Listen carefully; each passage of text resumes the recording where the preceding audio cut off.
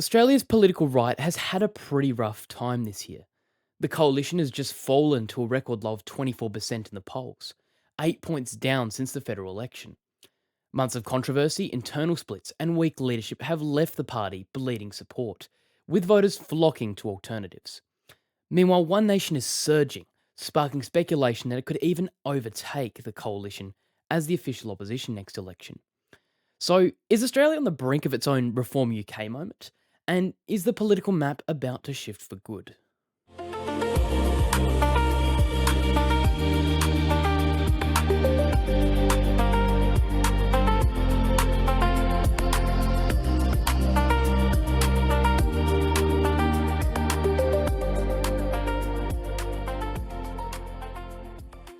In this video, we're going to be focusing on the rise of One Nation. If you'd like to focus more on the Liberals in depth, you can check out this video here. The coalition has been losing support since the federal election. According to Newspoll, it currently sits at 24% in primary votes, its lowest level ever since polling began in 1985. Meanwhile, the Labor Party sits at 36%, 2 points up from the federal election. So, where are the Liberal Party losing voters? Well, specifically, men and middle aged conservatives are moving to One Nation, while the female vote has largely stagnated within the party.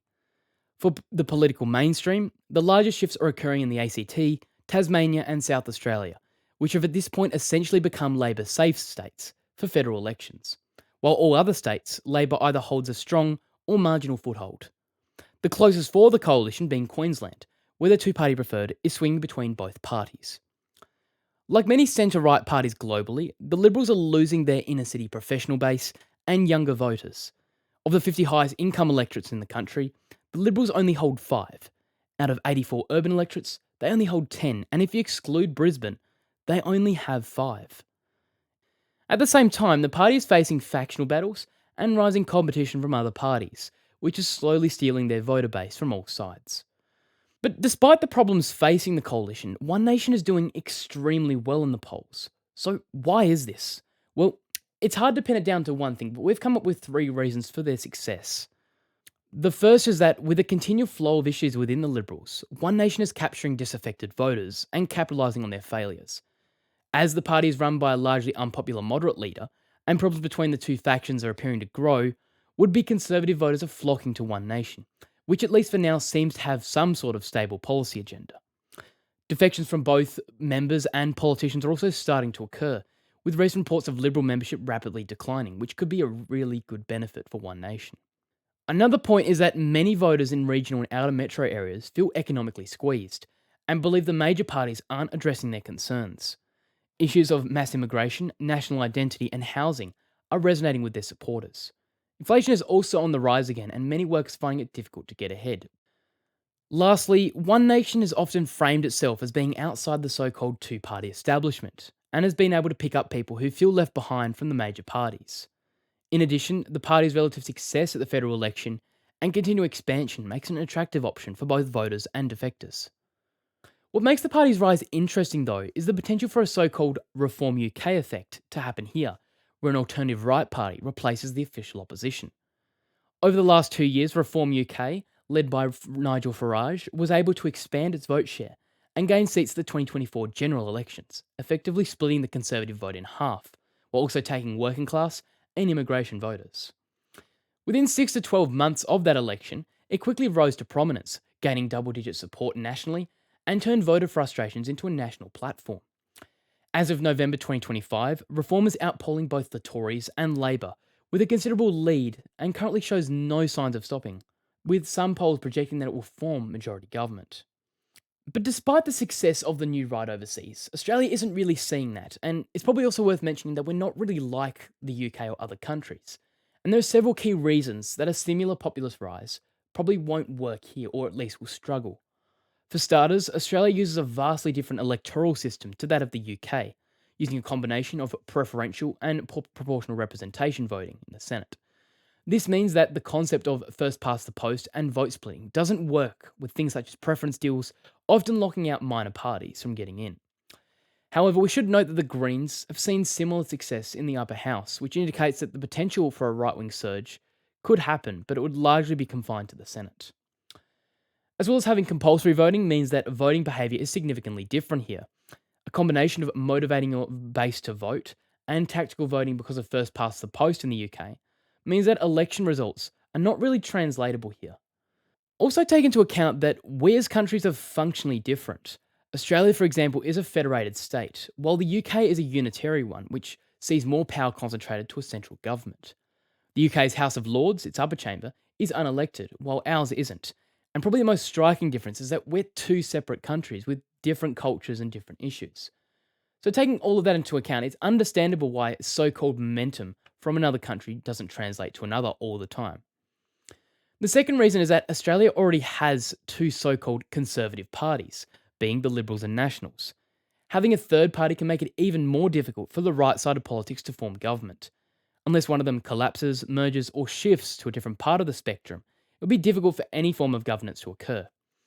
While this isn't much of a problem in the Senate, which has no shortage of minor parties, it would be a significant issue in the House, and it's the chamber that forms government.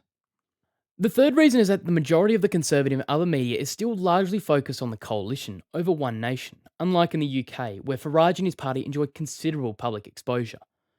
However, with the rise of alternative media, influences, and changes in the landscape, it could mean that this could drastically shift in the future.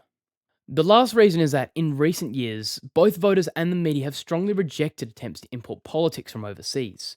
During the federal election, the coalition adopted elements of Trump and Farage style rhetoric, while the Greens borrowed themes from US Democratic campaigns. And both parties were punished at the ballot box, potentially due to being seen as playing politics and plagiarising ideas rather than developing their own. However, all of this is not to say such a surge for One Nation can't occur. It's just likely to be implemented in a different way that fits our system. Even if One Nation were able to overcome all these obstacles we've mentioned, its backing remains heavily dependent on just how unpopular the coalition is right now. If the coalition is able to formulate a cohesive platform and starts holding the government to account, we could see One Nation support recede back to the fringes and out of the spotlight. The party gaining support can also be detrimental to its framing. Should it continue to rise as the coalition collapses, the party could see a wave of defections and recruitment into the party. While this might seem good on paper, this could also mean the party could import the problems from the coalition into its own party and displace its original member base. This kind of shreds its idea as an alternative and anti-establishment party if this was to occur. Another big hurdle for One Nation is that the Nationals, the coalition's more conservative party, has been relatively stable compared to the Liberals, suggesting it's likely to be quite more resistant if One Nation attempts to swoop up Conservative lower house seats next election. At the time of this video, the coalition still seems to be in deep trouble, with the Liberal Party's decision on its net zero stance likely a critical factor for the party going forwards. This could see its support recover or collapse further, but we'll have to wait and see to see what happens. Despite this opportunity presented to One Nation, there doesn't seem to be much evidence that the party is stepping up to fill the void with a policy platform. Reform UK, on the other hand, has taken a much more proactive and strategic step and has established itself pretty well. However, we should note that this is pretty early on and Reform didn't implement their policy structures until well over 8 months after the election. However, One Nation is not completely idle from the fallout. Pauline Hanson and her daughter Lee have stated that they've experienced record membership numbers and are gearing up for the next election. So, while there may seem to be progress within the party, it's yet to materialise into something voters can see. Thank you for watching this video. If you've enjoyed our content, be sure to subscribe and to ring the bell so you can keep in the loop regarding the important news. I'd also like to thank our supporters, specifically Kaylin, Barsley McGain, and Marksy111, as well as our team members. Without your support, this video wouldn't be possible. I'd also like to mention the release of our 12th edition of Snapshots, Political Violence, which covers in-depth polarisation, violence, and threats to democracy across the West. You can buy a digital copy for $4.95, about the price of a coffee. Or you can purchase our print edition. But be sure to hurry, as these are selling really fast and we only have a limited number. If you become a member of our channel, you can also access our monthly magazine for free. Once again, I'm Heath Clark, thank you for watching, and I'll see you in the next one.